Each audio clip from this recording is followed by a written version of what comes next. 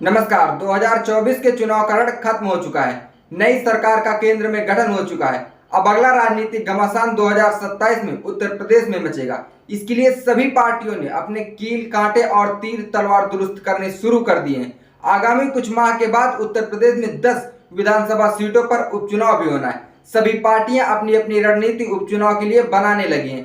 सभी पार्टियों की नजर मुख्य रूप से दलित वोटों के ऊपर बनी हुई है। भाजपा इस बार एक भी लोकसभा की सीट नहीं जीत पाई है और भाजपा अब गांव-गांव जाकर अपनी पार्टी के कैडर को मजबूत करने की रणनीति पर भी काम कर रही है, जिससे साफ दिखाई देता है कि जो भाजपा कभी उपचुनाव नहीं लड़ने का दावा करती थी, वह इस बार उपचुनाव की सारी सीटें लड़ेगी।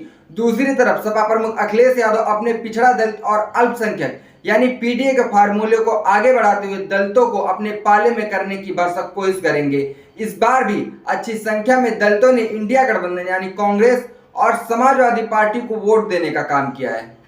तीसरी सबसे बड़ी बात यह है कि कांग्रेस भी अपने पुराने दलित वोट बैंक के ऊपर निगाह बनाए हुए है और वह चाहती है कि जिस तरह आजादी से करीब 4 दशकों तक दलित उसके साथ रहे, उसी प्रकार पुनः उसके पाले में लौट आए। वही सत्ताधारी दल भाजपा भी काफी दिनों से दलितों की घेराबंदी करती नजर आ रही है और काफी संख्या में दलित भाजपा के साथ जुड़ भी गए थे, लेकिन इस बार आरक्षण कम करने की, संविधान बदलने की मुद्दे के कारण दलित काफी संख्या में बीजेपी से छिटक चुका है।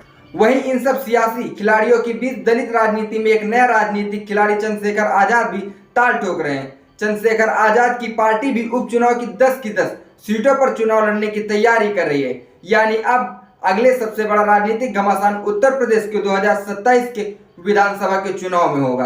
दलितों की वोटों को लेकर और दलितों को अपने साथ लेने के लिए एक बहुकोणीय संघर्ष देखा जाएगा, परंतु एक बात सत्य है, दलित जिसके साथ जाएगा वही 2027 में लखनऊ की गद्दी पर विराजमान होगा। आपके हिसाब से दलित वोट बैंक इस बार किसके पाले में जाएगा? इस बात का जवाब कमेंट बॉक्स में कमेंट करके जरूर दें। देखते रहिए हालचाल। जय हिंद।